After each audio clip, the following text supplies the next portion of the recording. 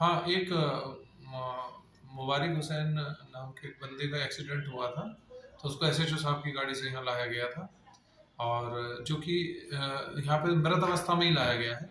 उनकी सारी चीज़ देखने के बाद उनको मृत तो घोषित कर दिया गया और हाँ, मृत अवस्था में लाए गए थे यहीं पर। ट्रैक्टर और ट्रक का जो है शायद ओवरटेक करते हुए एक दूसरे के ऊपर वो साइड में गिर गए दोनों। ट्रक जो है ट्रैक्टर के ऊपर गिर गया। इस वजह से ट्रैक्टर में जो एक अभी तक पते चले हैं कि एक जो चला रहे थे उनके कुछ चोटें आई हैं, जिन्हें वहाँ से हटा के मतलब निकाल के और अस्पताल भिजवाया गया। अब इस समय क्या कार्य हो रहा है सर?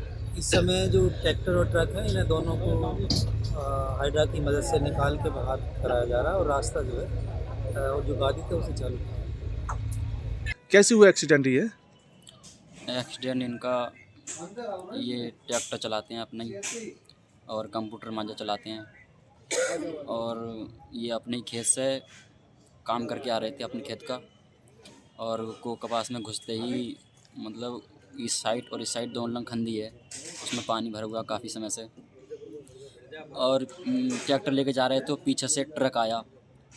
ट्रक ने पीछे से टक्कर मार दी ट्रैक्टर में और ट्रैक्टर खंदी में गिर गया और ट्रैक्टर के नीचे ये दबी, फिर ऊपर से इनकी ट्रक गिर गया और काफ़ी देर कभी आधा घंटा मशक्क़त करने के बाद ये निकाले गए हैं। क्या नाम था इनका?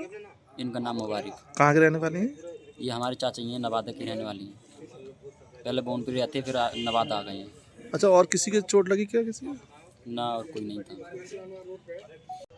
मेरा नाम दिलशाद है। कहाँ रहते हैं? बमनपुर। ये एक्सीडेंट कैसे हो गया? ये कंप्यूटर बाजा चला के आ रहे थे अपने खेत में। खेत से जा रहे थे, उधर से उसी साइड से ट्रक आ रहा था, उसी साइड से ट्रक आ रहा था।